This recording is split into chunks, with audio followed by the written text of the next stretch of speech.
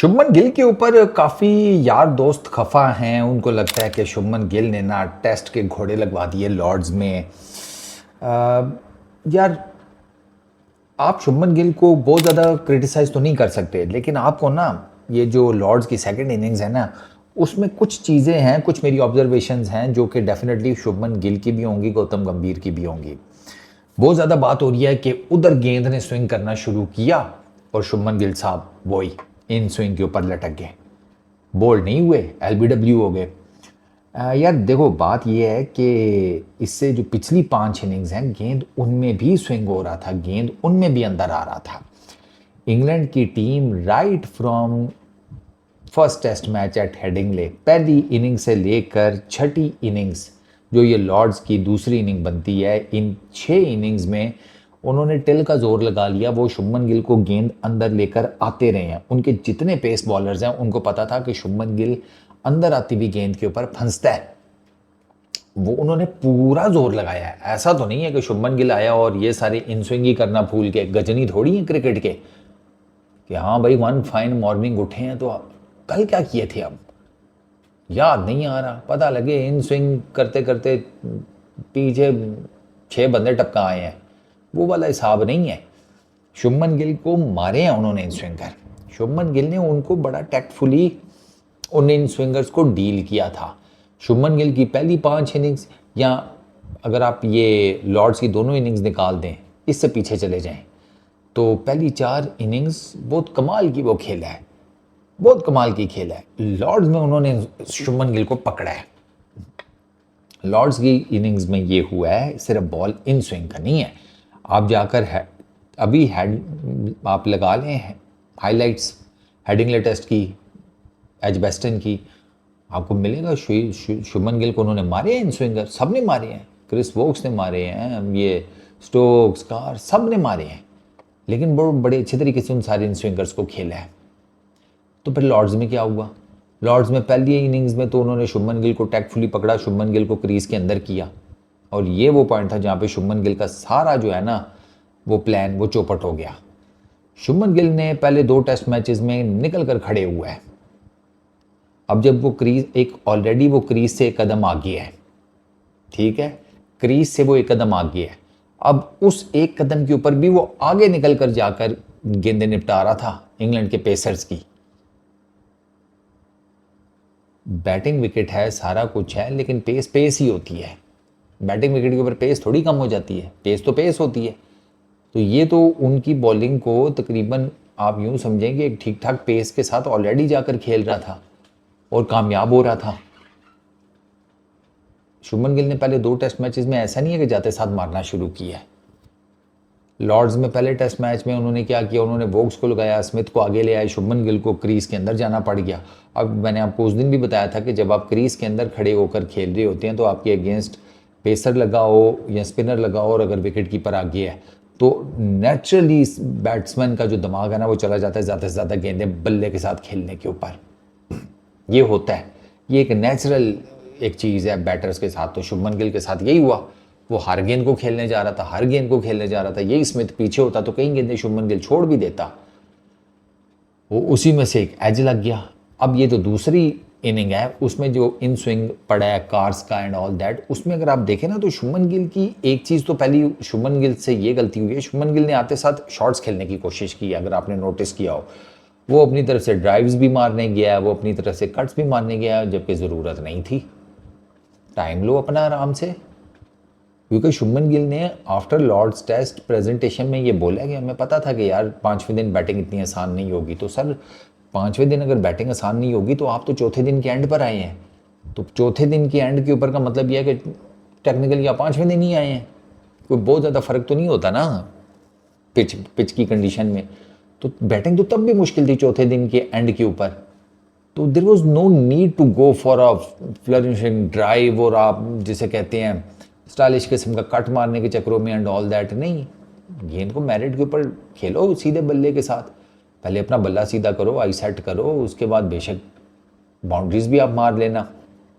दूसरा, शुभमन गिल हालांकि कार्स जब बॉलिंग कर रहा है, जेमी स्मिथ पीछे खड़ा है, तो शुभमन गिल को देयर वाज नो नीड कि अपना वो जो उसने प्लान एक बनाया हुआ था विकेट से वो पिच से सॉरी क्रीज से बाहर निकल कर खेलने का उसको ना अप्लाई करता, आगे आकर खड़ा होता कार्स के अगेंस्ट, उसी तरीके से टांग निकाल कर खेलता, एलबीडब्ल्यू को तो बीच में से गायब करता ना।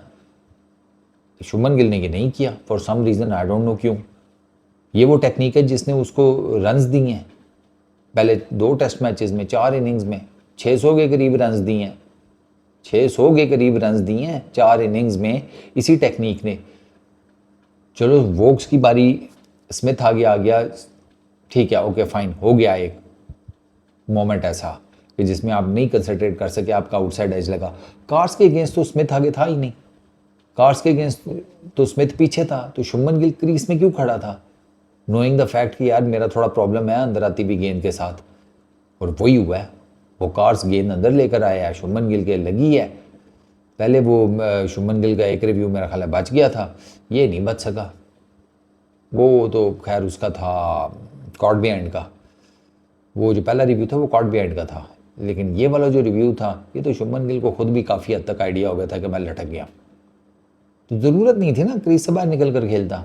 तो एक तो शुभमन गिल को वो जो उसने अच्छा खासा एक टेक्निक पकड़ी हुई है उसको कंटिन्यू रखे। जब एक टेक्निक आपको रिजल्ट्स दे रही है तो भाई उसको कंटिन्यू रखो, क्या ज़रूरत है उसको बीच में इस तरह होल्ड कर देने की, और उसका आपने खमियाजा भी भुगत लिया है। दूसरा, शुभमन गिल और उसकी बॉलिंग यूनिट को और उसकी फील्डिंग यूनिट को ना एक चीज़ ज़रा जहन में रखनी पड़ेगी। आपने लॉर्ड्स के टेस्ट मैच में 63 एक्स्ट्रास दिए हैं, 63 एक्स्ट्रास। उन 63 में से 36 if I am not wrong byes किए हैं, बाइज के गेंद कीपर के पास गई, उसे छूटी, इन्होंने पकड़ के रन भाग लिए या पीछे जाके चौका हो गया। और इंग्लैंड ने दोनों इनिंग्स में सिर्फ 30 एक्स्ट्रास दिए हैं, तो टेक्निकली आपने जो 22 के रन दिए ना, इंग्लैंड ने उससे भी कम टोटल 2 इनिंग्स में दिए हैं एक्स्ट्रास। ये भी चीज़ बहुत बड़ी मैटर करती है। टीम इंडिया के जो 22 गए हैं, सॉरी एक्स्ट्रास गए हैं, मतलब 36 22 63 extras, this is a huge number. ठीक है, फिर शुभमन गिल को जब वो जो उसने बॉल चेंज किया था कि जब बुमराह का बॉल अच्छा खासा आगे पीछे हो रहा था,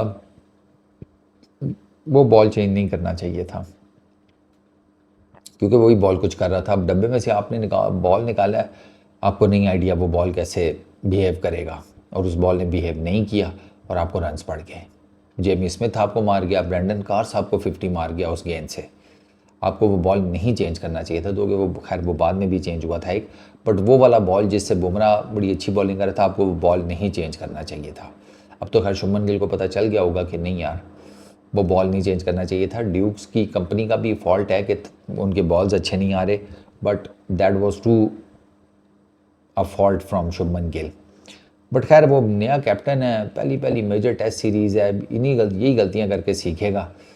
तो फिलहाल तो उसे ना शुभमन गिल को एक चीज़ तो ये करनी है कि ये जो अपना बैटिंग का आया है जो टेक्निक है ना, उसको कंटिन्यू रखे, उसको किसी तरीके से मैनेज करे और अपने जो डिसीजंस हैं उनको भी ज़रा बेहतर करे।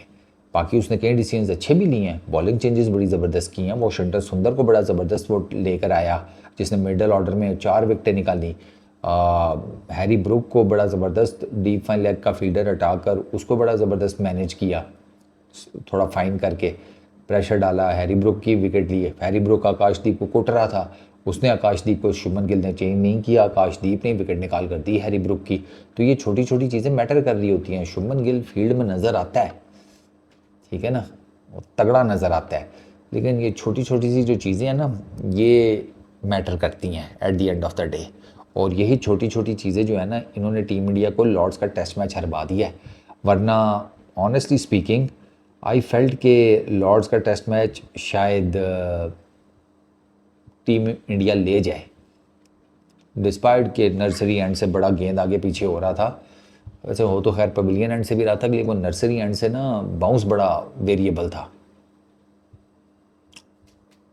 बट कोई नहीं, अब क्या हो सकता है। अब ओल्ड ट्रैफर्ड की तैयारी करें। इस वीडियो में इतना ही। अपना बहुत ख्याल रखना, नेक्स्ट वीडियो में मुलाकात होगी। Peace out.